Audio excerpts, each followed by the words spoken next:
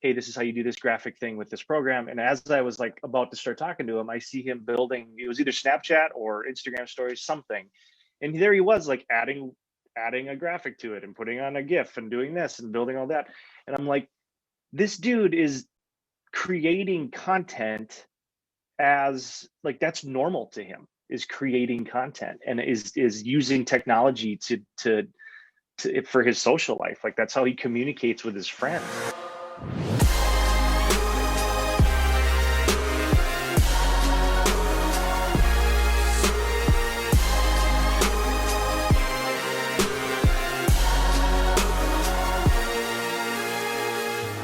We'll get started. We've been having a lot of questions based around building teams, building your musician teams, your volunteer teams, just anything that has to do with people. And so we just want to keep focusing on that. And so we'll take a couple different directions with that today. And the first one we're going to talk about, and we've hit on this before, is why it is important and why is it important to have youth on your teams? Why is that something we recommend so highly? And I think after our last recording, just over 2 weeks ago, John kind of had this epiphany, and he called me. He's like, "Why didn't I say this?" So why don't you start with that, John? Yeah, well, I was talking with this pastor out in Duluth, and we were digging in on you know, they're planning on bringing in some new technology for live streaming this year, and he had a couple questions on like how to recruit people who are you know, not only capable but just fired up about helping in a worship ministry, and just how do you do it. And so we were talking about a few different things, and we got to talking about kids, like making it an opportunity for confirmation students, for high school students. Maybe it's if there's things they have to do already as part of confirmation, as part of the curriculum, different ways to serve there. So it's conversations maybe with your youth director or with some of the other pastors, kind of however your team's set up, and going, hey, let's make this an opportunity for kids to get involved behind the scenes of worship. And I think we all kind of hesitate with that because we're like, as fun as it sounds, how do we trust them? Sorry, I thought somebody was knocking at my door. It's really windy, so we've been having like air suction. So anyways, but we got digging in about, you know, how do you like trust a 14, 15-year-old maybe to like run it? Like, what if something happens? Like, I mean, that's a lot of the kind of trust that you're giving away. And yeah, that in itself is just kind of digging into getting to know the kid, having the conversation with the student, very just directly about that. You know, we're giving you responsibility here that's very important. And as we were talking about it, we were like, well, we're already encouraging them to run the soundboard, so they're already running kind of the sound in the room and kind of what that feels like too. But they're all important, each role that you have in the sound booth. And anyway, so we brought in this kid here a couple of years ago. Just mature kid, had it together. He had done some production. He has production experience doing different things, and especially at Moorhead High School, they have a great theater program over there. So he was already involved and was pretty well versed in a lot of things that we were doing. And it got me thinking about it as I was talking to him, and I was like, okay, this is how you put graphics on your screen. This is how, you push this button here. And kind of as we were talking, we took a little break, and I was doing something else. And as I came back, I was going to say to him, hey, this is how you do this graphic thing with this program. And as I was like about to start talking to him, I see him building, it was either Snapchat or Instagram stories, something. And there he was, like adding a graphic to it and putting on a GIF and doing this and building all that. And I'm like, this dude is creating content as like that's normal to him, is creating content and is using technology to for his social life. Like that's how he communicates with his friends. And it just hit me where I'm like, I'm teaching him something new. Like I could be a really good teacher at this. And either way, you do, but it made me realize in that moment, like, this is what they do. Like this is life for kids, is creating content with their phones or with computers or whatever they're doing. Like it's so normal for them, and I'm 32. I was have to think about that once I got late 20s. I'm like, oh my God, I'm 32 years old, so technology was a big thing growing up, and computers were a big thing. You know, like smartphones weren't out yet. But it got me thinking, like, this is just so normal for kids these days. For us as leaders to even question if we get them involved in like the content creation part of worship ministry, for me to even question it, like, oh, he has to learn new things. Like, that's so normal for kids to learn how to do that, to probably figure it out quicker than we ever will. So anyways, I had that moment of like, oh my gosh, like that, it's just so normal for them. And we kind of put it up on a pedestal and think it's a whole different skill set that we've had to learn just because we're a little bit older. But for them, it's just so normal. Yeah, I had a worship technology masterclass a couple years back, and the guy Ozzy Dave was saying that the kids around the room are technology natives. Like Yeah. it has been there since they were born. I mean, so many of the youth who are coming to our different youth group activities, when they were babies, they couldn't talk, they couldn't walk, but they hand them a phone and they can figure it out. Their brains are just wired that way. They're different Right. that way compared to our generation. And John and I are both on the younger side of millennials, even, and even a little bit younger than us. We're all technology like immigrants. So that immigrants versus being technology natives, which is this the high school, middle school age now. And so we cannot take that for granted. They're wired to do that. And I think that's kind of where you're going with that, that's Yeah. they're doing that naturally. That is how they communicate. Right. Talk to our pastor, and who's John's brother, and his wife, who's John's sister-in-law. Anyway, I don't have to do family tree here. But like they're talking about kids these days don't even text anymore. Like they certainly don't call, they don't text now. Now all they do is Snapchat message each other, and that is creating the graphics, the different, the moving parts, the colors, the filters, like all of those things that John and I are sometimes struggling to figure out how to get that into our worship services, and they're doing it just to say hi to their friends. Right. That's just what they do. Right. So I think that's a huge thought, a huge epiphany.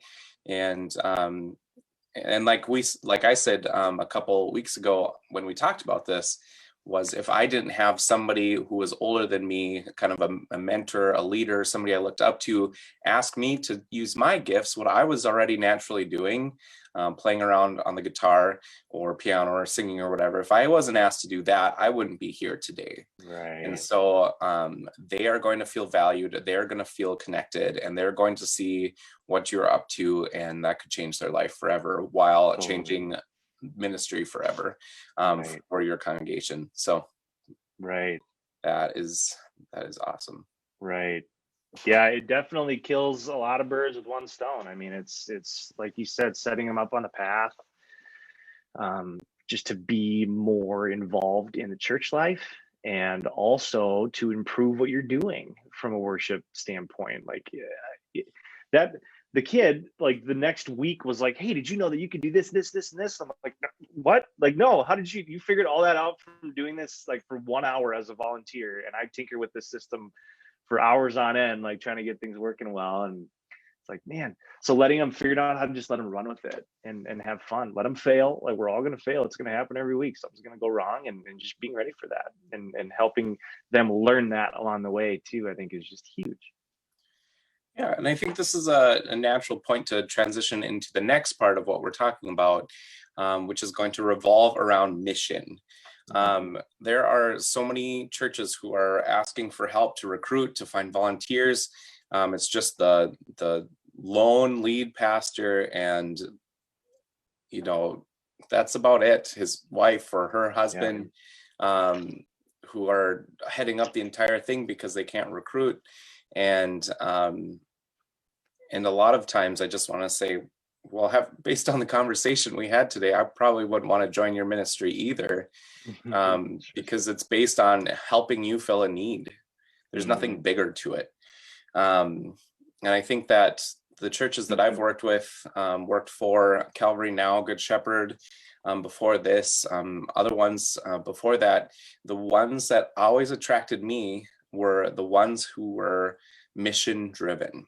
When it's not just about getting butts in the seat or making sure you make your budget or that the offering plate gets passed around. It's not about the bell choir or whatever. It's about what you're doing and where you're headed and your mission, overall mission, your call to our mission is to lead all to a lifelong faith in Jesus. And so everything we do, our lens for everything from the colors we painted our wall to where rooms are, to the messages we do, to the outreach we do, is all based on this mission. And so if you are not white hot on your mission, you are going to struggle to find and retain volunteers and leaders, paid, unpaid, whatever it is. People aren't going to catch on and want to join you just to help you out, maybe at first, but that doesn't keep people forever. Yeah. And I just think that that's so important. Yeah. And it's something that's missing. Right. Like when you have a conversation with a different pastor, and they're talking about their church, like, does it come up what you're even doing? Like, is it just a church? Is it just a church? Yeah. Or we're singing some hymns and reading some Bible verses, or is it to lead all people to a lifelong faith? Like, I just think that's so important. Right. And then, and that's something that builds momentum. It did when I started here just over 3 years ago, and now it's that momentum of all of us bringing our gifts, bringing our time, the sacrifices, all of the blood, sweat, and tears in line together in this mission. And yes, there'll be a few people who see it and will realize that that's not it for them, but that's okay. It's not for them. It's for this mission for all people. I don't know if you have kind of ranted there, but that's how important it is to really me. good. What do you have any other thoughts on that, John? You know, it just implementing that would be my next thought. Like, I mean, we don't have to go nuts. And for a while, what I did is I printed what our mission statement was, our church mission statement, and just had it in different areas, like in our sound booth. I put it back in our radio production room, in our studio. I just had it on the wall, like in a few different places, so people just saw it more. Because that way, if I forget to speak to it as often as I should, which I do all the time, that way it's just kind of subliminally there for my team to go, oh yeah, okay, so that all may know the Good Shepherd, so that all may know the Good Shepherd. Like, that's why we do what we do. You know, and especially now as we're talking more about technology and production and creating online worship experiences, how do we do that in a way that all may know the Good Shepherd? You know, like, and that's exactly what you've been talking about. You know, in rehearsals, in any chance you get when you're just talking with your team members, bringing it up. Like, this is what we do, so all may know the Good Shepherd. And you don't have to get preachy on it. Just put in that one, like, here's our mission. Boom. This is why we do what we do. And just let it kind of become a part of your culture and part of the conversations that come up. I think are huge. And, you know, I've been blessed here at Good Shepherd. Our lead pastor, Mary, she talks about our mission all the time. Like, it's just part of our staff meetings. It's part of what we do. Is so that all may know the Good Shepherd, you know, and that helps so much to be able to define, keep everybody plugged in.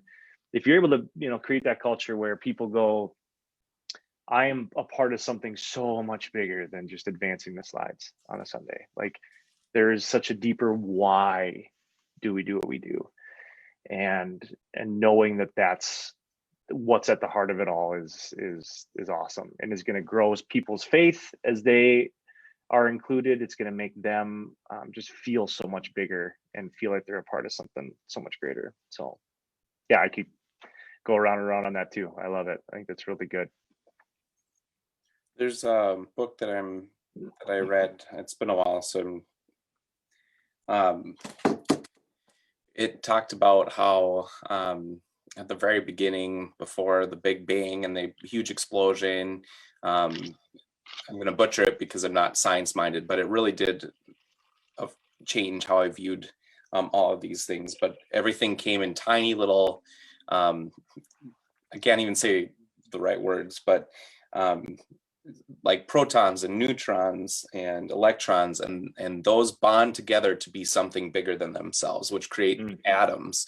And atoms are attracted to each other to come together to make something bigger than themselves, to molecules. And it goes from smaller than protons and neutrons, which is beyond me, and it goes way further than molecules to create us. And then and this book goes all the way to saying that is a natural drive from the very beginning of all time, that the smallest forms of life keep coming together to form the next biggest thing.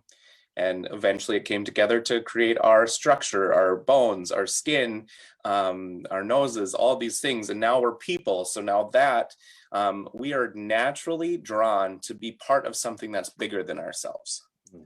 And the next biggest thing would be a mission through a church. Does that make sense? Yeah. It was written much better in the book than I read. No, you're good. But it's just, it was mind-blowing to me that we, for billions of years, we have been moving in this direction to become more and more and more, for us to draw together to do the next biggest thing. And if your church isn't taking advantage of that natural, not in a bad way, but it isn't working with that need, that desire in all human beings to be part of something bigger than themselves, to lead all people to a lifelong faith, to help put together backpack attack for children who don't have food at home, to help people with homelessness, whatever it is. If you're not helping with that, if you're not drawing people into that because of the mission that you have, then you're missing the point of what you're doing here. People don't feel, 50 years ago, people would volunteer to hand out bulletins because that was what you did. That was what a good Christian man or woman did, was hand out bulletins or help people commune. That is not happening as much, not very much at all now. It won't go into the future. It is because you are leading people into a direction together that is bigger than themselves, something they could not do on their own. And that is going to be the draw of the church, whether it's for your congregants, whether it's for your volunteers, whether it's for your staff, whether it's for your music team. It just doesn't matter. It needs to be the bringing of people together to do something more than they could do on their own. And that is why the mission of the church is so important. And then if there's ever any question on challenging what you're up to or how you're doing it or who you are as a person, that's a place to question yourself. Yes, not to say, well, no, of course not. It's like, am I in line with the mission? Yes, I'm in line with the mission. This is what we're doing. This is why I do this, to lead all people so that we can, That's so awesome. Well, knowing that that God designed it this way. That was the whole point. God was at that very beginning and designed it in this way for that reason. I think that is so cool. I'll find the book here. I love it. I think that's really cool. Well, and what does Craig Rochelle? He's got that quote that says, "Date the method, date the strategy, date the methods, and marry the mission." So be red hot and so stinking consistent on your mission, but the methods are going to change and they're going to keep changing. I mean, what works for us this year is probably not going to work for us a year from now. And just knowing that and being okay with that. And maybe it's not a year, it depends what it is, what the method is that you're using, but it's going to keep changing, and we have to keep changing and evolving as the church is what we do, but keeping the mission red hot at the middle it's huge. It's not necessarily about the what or the how, it's about the why. And that's something that can draw all people together. The book is Everything is Spiritual by Rob Bell. Oh, yes. Exceptional. His video on that, oh my gosh, where he explains it and talks about it. Yeah, and that the book ended up completely differently, but that's probably I haven't read it, but I've that seen YouTube video. It's about an hour long, and it is so good. Everything is spiritual. He says That right at was the beginning, I love that. I love yeah, it. he says right away at the beginning of that book that I wanted to write a book about that video and everything, but really this is where it went. And it is one chapter. It's like 300 pages, and there are no stops. It's just continuous. It's just rolls. Yeah, rambling. It's so good though. And that probably was my number one takeaway. But there's a lot of nuggets in there. Mm-hmm. Just he's an artist for sure. Yeah. But I did not pay attention in my science classes to No. I couldn't even talk about it clearly. Like that was important to me, but all of a sudden he's like, there's a proton, and then there's like. But now when you say it that way, like it was all part of this direction that God has been moving forward for all time. Right. Oh, I missed that. Right.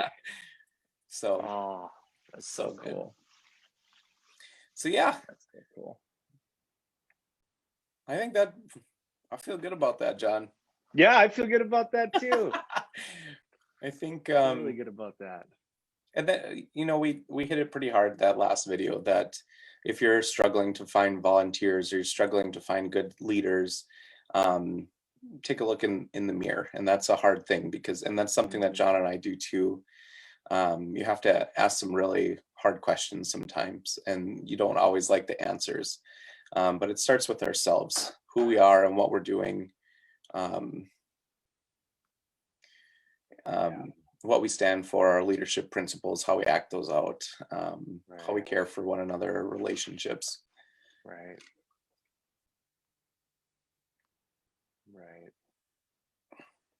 Oh, this is great. This is great. Yeah. So if you take nothing else away from today, it's definitely, how do we improve individually? How do we build a culture of our mission being red hot at the center of everything we do? White hot, excuse me, at the center of everything that we do. Is white's hotter than red? White's hotter than red. Yeah. I love it. Yeah, I didn't pay attention in science either, so I don't even know. White hot. White hot. Well, awesome. Well, cool. Well, thank you, Nolan, for jumping on here today. This is good. We are in the process of making a couple training series videos. I know about a month ago we said they're just a few weeks out, so we're working on them. They're getting closer. And we've got some really good stuff that we're proud of that's going to be coming out soon. So be on the lookout for that. And if you have any questions about anything along the way, about just some fundamental things on recruiting and starting to build this culture, the worship culture and the mission culture at the center of everything that you do, feel free to reach out to us. We'd love to have a conversation with you about kind of the specifics of things that you're going through. And if you need help with anything, just let us know. Yep. You've got questions and we have answers sometimes. Hopefully. We're not very good at our tagline. I know, we're not good. We'll try to have answers. Yeah, we will try. We will do our best.